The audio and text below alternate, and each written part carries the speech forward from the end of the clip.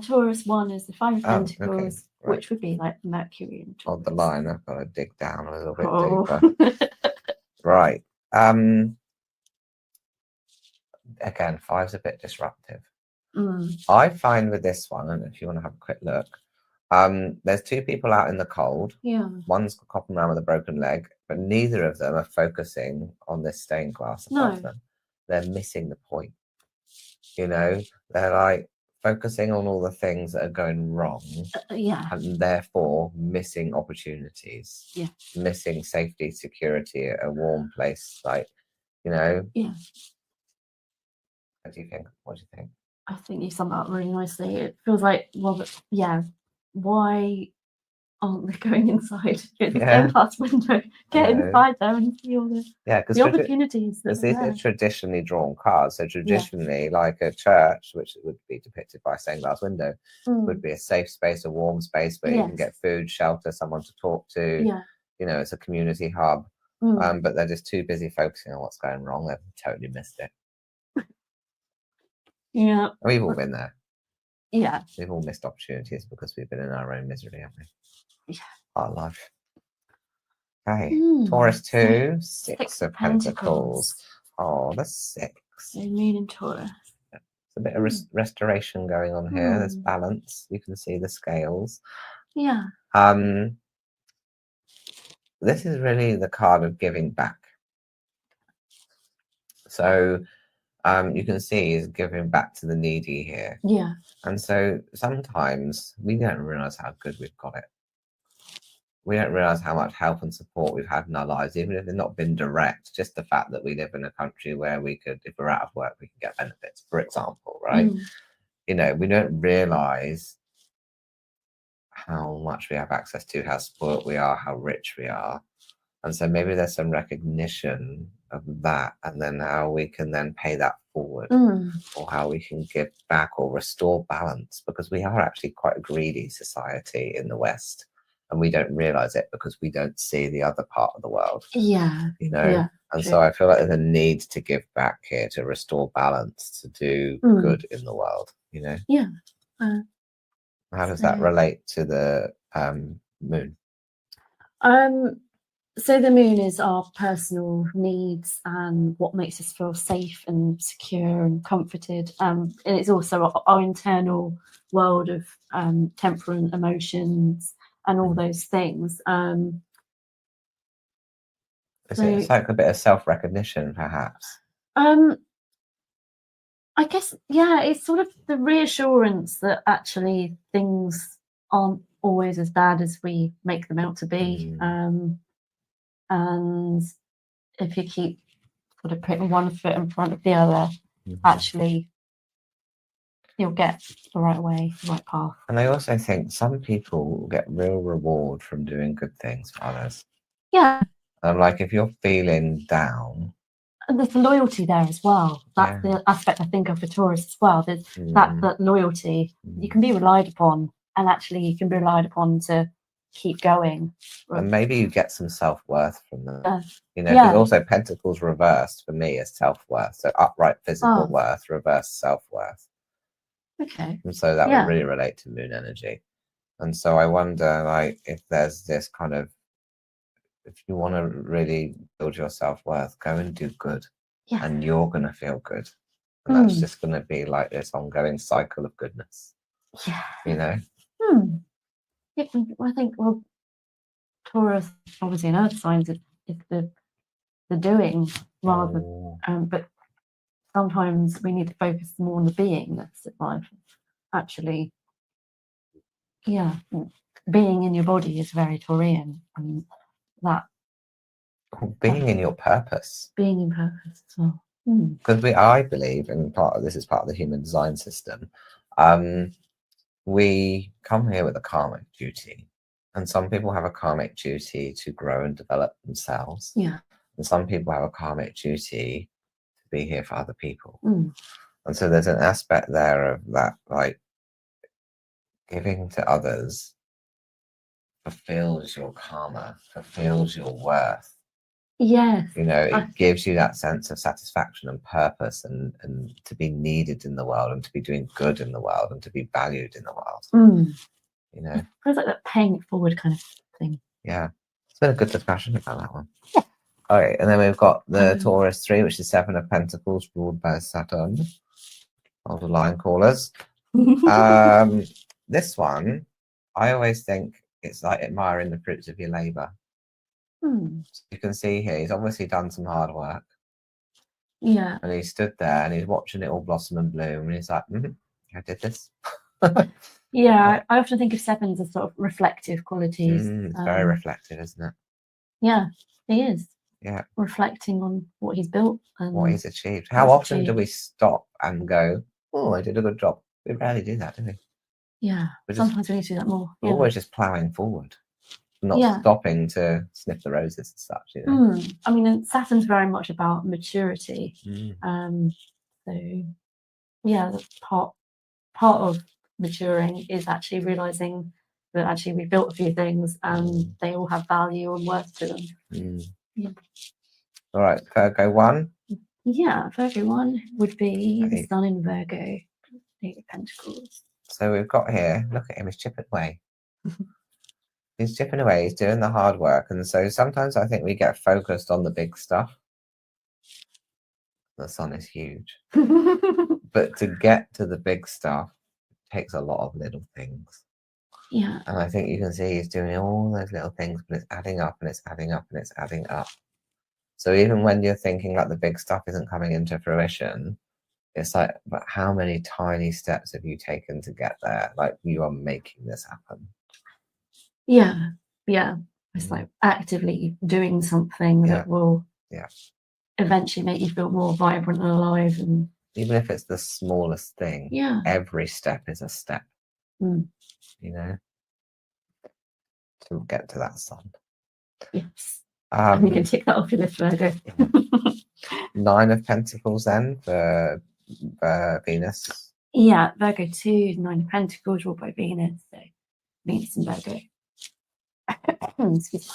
Bird in the hand is worth two in the bush. You can see she's holding that. So again, recognizing what you've got. She is looking quite accomplished, do you think?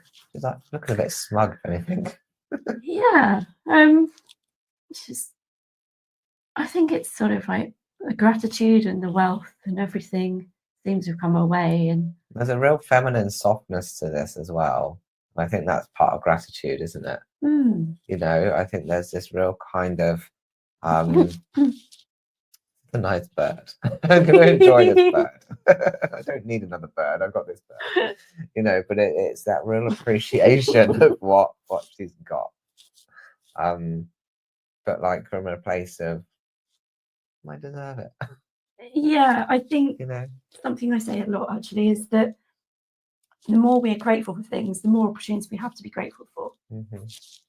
So stop and enjoy your bird. 10 of Pentacles. Do you want to know why this is my favourite? Why? So on here, you can see there's 2 dogs and a child, yeah? Tim? Yeah. They're quite small. And then there's an old guy. And then there's 2 other people on the lighter side of this tunnel, bridge, whatever. And then the new tower being built, or that's been erected. So, do you know the tower card in tarot?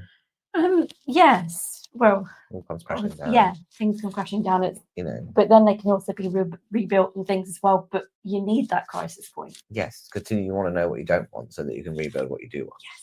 And so this is the new tower. Ah. And the 10 is completion. And you can see it goes from the dark side to the light side. So it's that transitional point. But the reason that I love it so much is because this old dude, only the child and the dogs can see him, and the other people aren't aware. But for me, that represents spirit. Somebody in spirit. Because, you know, children and animals are really connected to spirit. And as we grow up, we unlearn it, don't we? Because we get told it's silly, or it's our imagination, or it's not real. And so we unlearn it. But then if we want to relearn it, we do stuff like this. But children and animals don't have those filters. So they're connected. And so I always feel like there's somebody in spirit that's guiding you from the dark to the light, from the old tower to the new tower. and 10 is completion. And so I feel really strongly about this card, and it's my absolute favorite card because so much is going on. And I just think just to know somebody's kind of in spirit holding your hand through that process, and that you're nearing the end of that process, you're nearly at your new tower, I think is incredible.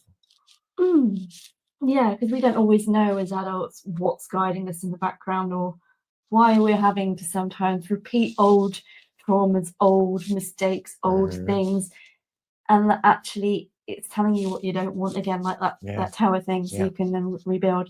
And here is the success. Here's the success that you've been looking for, and now you've got you're able to share the wealth. That's what it feels like. There you go, I like that card. On to Capricorn 1, so that is 2 of Pentacles. Ruled by Jupiter. Restoring balance. Kind of see he's wobbling around here on one leg. Yeah. Trying to keep these pentacles in balance, but what I like is the infinity symbol. Yes. Yeah, definitely. It's really prominent. And even though waters are a bit wobbly in the background, it's got that infinity symbol, meaning that the balance that he's creating, you know, whether it's work-life balance, financial balance, whatever balance is required in a person's life, he's doing it for longevity. He's doing it for like permanent impact and change. Yeah. Right. How do you feel about that in relation to Jupiter? I was thinking that's got so much of the Capricorn symbolism. So Capricorn 1, Capricorns love to build a legacy, and it is, as you say, the longevity thing. When it's that's so apt. Yeah. And Jupiter, wow. There's the balance, but there's also luck and things that will come with Jupiter. I also wonder if the bigness of this is for life, like this is for longevity. This is not finding balance for the moment. This is finding balance for the bigger picture. Yeah, that's it. That's it. I think that's why it's got the Jupiter message. Yeah. So Capricorn 2. It's a 3 of Pentacles. They're a dark place, aren't they? Just a bit. Yeah. But one's stepping up and taking the lead. So I don't know if you can see that one person stepping up on a bench and then instructing the other 2. I always tell people this card comes up, I'm like, you need to ask for help. Because so many people just strive on their own and will not ask for help, and they will burn out. Yeah. I'm like, actually, if you want to get out of this situation, you need to instruct people. You need to ask for help. And that's the ruler. That's like the Mars energy of being the leader, isn't it? Yeah. Mars will definitely need action of some variety. You can't have Mars without action. But it's stepping into that leadership role to get yourself out of that place. Yeah. And then they're out of the bleak and into something better. Will require action and some help, maybe. That will require action, So then we've got Capricorn 3, 4 of Pentacles, ruled by the Sun. I always think these people, when this card comes up, are just worried about, well, let's say, money. So you look in this card, firstly, from a grounding perspective, everything's fine. Like, you've got a roof over your head, your bills are paid, you've got food to eat, right? And you're in a country, like I said this earlier, where even if you didn't have those things, it'd be very unlikely that you'd end up on the streets. Like, typically, like 99.9% of people would be okay. Because we never realize how good we've actually got it. So from a physical perspective, we're fine. From a universal perspective, the universe is like, I got you. I can help you. All is good. But what we see here is this person going, no, I must control it. I must hold on. It's my pentacle. And so there's kind of fear and control, I think, of the self. And actually, I just think they need to loosen up a bit and realize, actually, you're fine. Yeah. And so this fear is possibly unnecessary. How do you feel about that? I was just thinking, is there a link somehow to the devil card? It feels like there's like the unshacking. Yeah, it does sound. But it's like the devil of the self, isn't it? The devil of the self. I love sort of like the permutations, like you can see things in different perspectives. But yeah, he is holding on too tightly, and which will do the Saturn thing of restricting. But I guess the Sun would usually be about our vibrancy and our essence of purpose and who we are. So actually wear the crown. That's what I think that, you know, the Sun tells us everything's going to be all right. Mm. And I think this is saying everything's going to be all right. Okay. But for some reason, you're still worried. Yeah. Because in the daylight, you know, the sun comes out, everything's clear and visible. So if we're looking at this from a sun energy perspective, we should be able to see, actually, I'm all right. Yeah, you're all right. You know, but sometimes when the sun goes in, we get in our heads, we're like, it's not okay. But everything is okay. Yeah. That's what I feel. Yeah. I've got that Bob Marley song in my head now. Everything's going to be all right. It's fun, Emily. Thank you for joining us. Thank you.